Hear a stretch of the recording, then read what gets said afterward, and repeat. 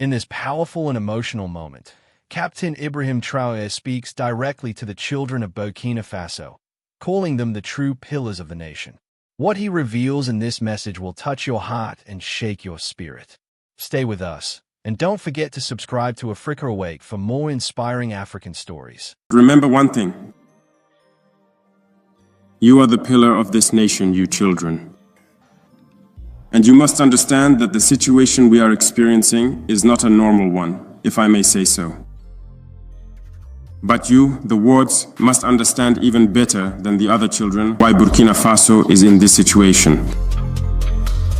What are we doing to get ourselves out of it, and what must we do to ensure that this situation never happens again in the future?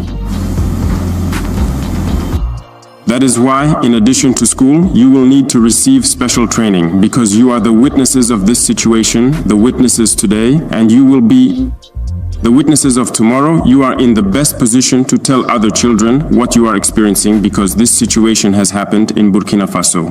I have to admit that you should feel at home here, just as I feel at home with you.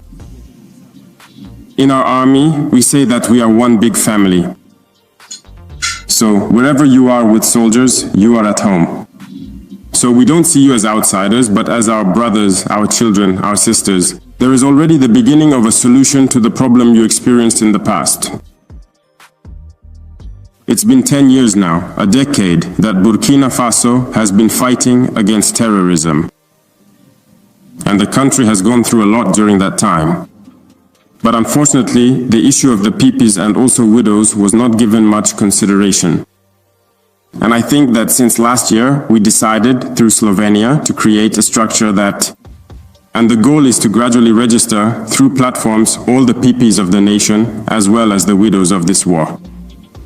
And I hope that by then we will be able to have an exact assessment of the situation.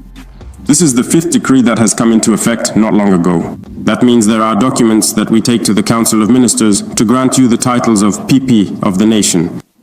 And that's what entitles you to the card you have there. So we are cataloging them as we go along.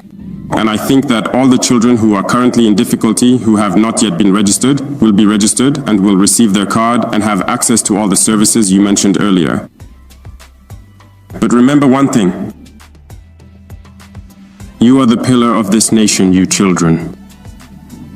And you must understand that the situation we are experiencing is not a normal one, if I may say so. But you, the wards, must understand even better than the other children why Burkina Faso is in this situation. What are we doing to get ourselves out of it, and what must we do to ensure that this situation never happens again in the future? That is why, in addition to school, you will need to receive special training, because you are the witnesses of this situation, the witnesses today, and you will be the witnesses of tomorrow. You are in the best position to tell other children what you are experiencing, because this situation has happened in Burkina Faso. That is why I said, starting in 2026, God willing, we will begin building a number of schools that we will call the schools for the wards of the nation, in order to better support you. And you will join these schools. And for those who would like to be boarders and all, we want to provide all the necessary conditions. So construction will begin in 2026. We do not know if the first buildings will be finished in 2026, but the goal is to bring you together, along with other children of course, and to better explain the situation to you and how you should handle things so that this situation does not happen again in Burkina. Many have suffered when they lost their parents. Many continue to suffer. A related issue is that people are not well received in foster families. Others are mistreated. That is why we are taking all necessary measures so that you are comfortable, that you have free schooling, free healthcare, and that you can travel for free. So the first steps have already been taken, and I think that as we go along, we will spare no effort to ensure that you are in the ideal conditions to be able to work and also to continue. Until you find a job and the state can support you in that regard.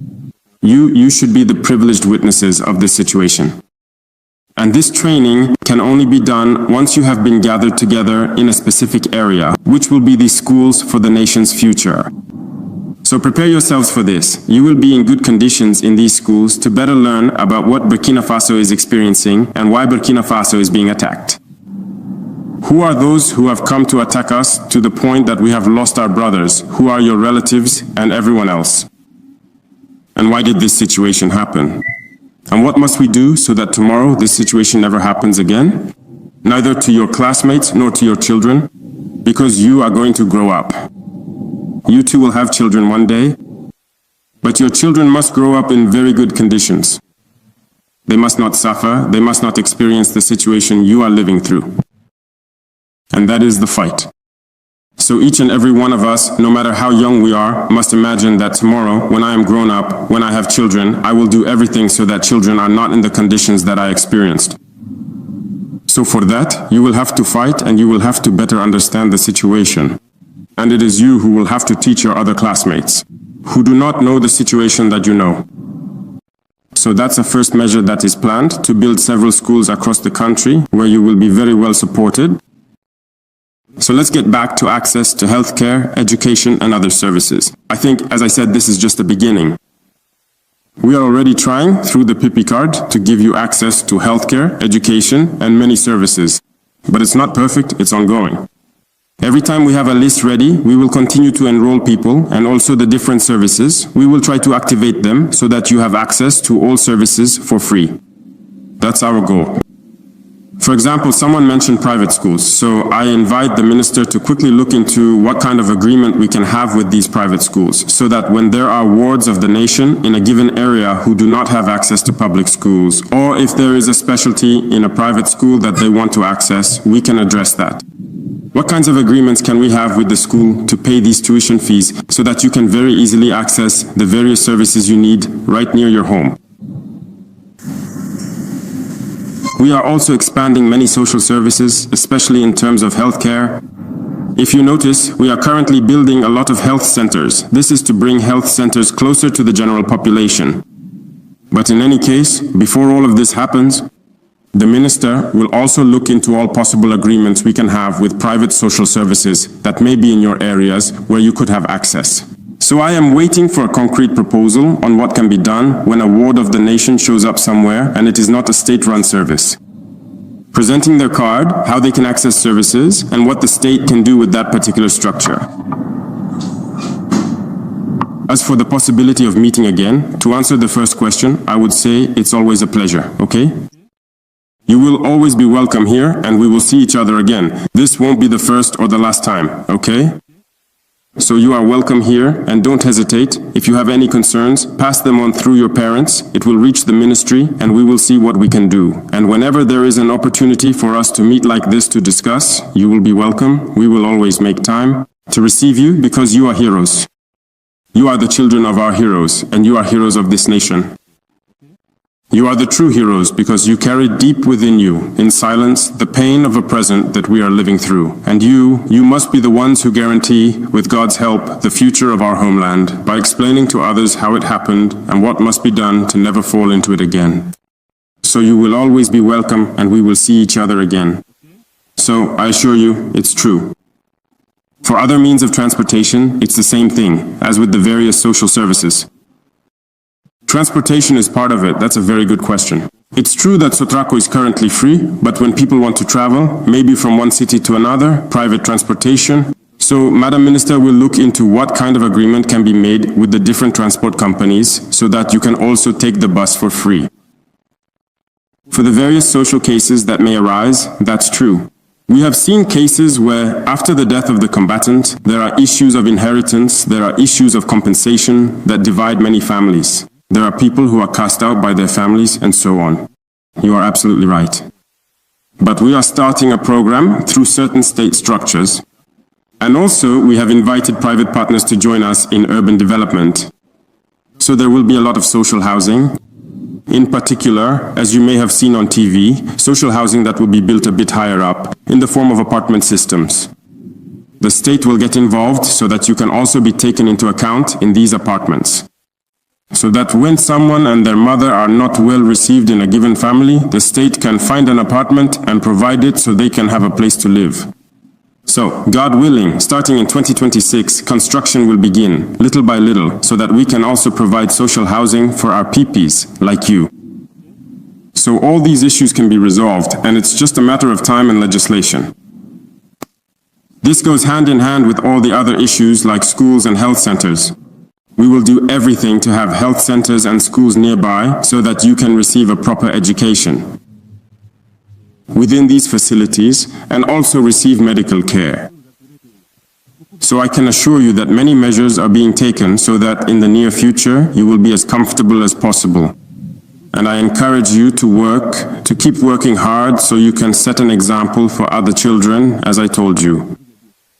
So you at your level should also be instructors, right?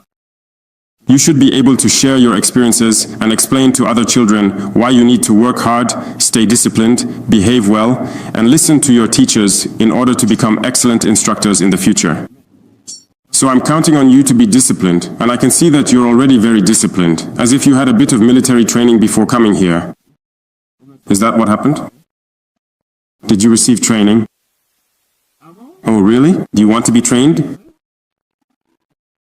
So we're going to include military training in the future schools for the nation's little ones. You're going to like that, aren't you? A lot of people here want to be in the military. You're going to defend your homeland, and that's what matters.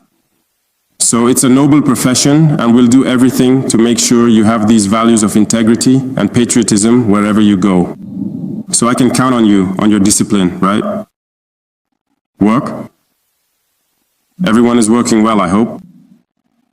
All right, I'll check with your teachers. Next time you come, I'll ask for everyone's report card. I hope everyone has at least the average grade. All right, so congratulations to all of you. The holidays are coming soon, so keep working hard at school. Work hard, respect your elders, respect your parents, respect your teachers at school who are like your parents, who teach you, who educate you about everything you need to do, and respect everyone in your daily life. I can count on you because I say you will be role models and you must be role models. You must be exemplary Burkinabés. And when we say Burkinabé, we mean people of integrity. We do not lie, we do not steal, we do not cheat, we work, we are disciplined. In short, there are many qualities you must possess. I can count on you. Can I count on you? Yes. Thank you very much. And I am very happy. So, God willing, we will meet again next time to discuss many other topics that you want. Good luck to everyone, and may God protect our beloved homeland. The homeland or death. The homeland or death? The homeland or death. There you have it, and we will always, always prevail. Have a great end. Captain Ibrahim Traoré's words remind us that the future of a nation is carried in the hearts of its children. His message is a call for courage, unity, and a deep love for the homeland, a reminder that Africa's strength begins with its people. As you reflect on this emotional speech, remember that Africa Awake is here to bring you powerful stories, voices, and transformations shaping our continent every day. If you believe in Africa's rise, make sure you subscribe and turn on the notification bell so you never miss any update, any message, or any movement reshaping our future. Africa is awakening. Stay with us.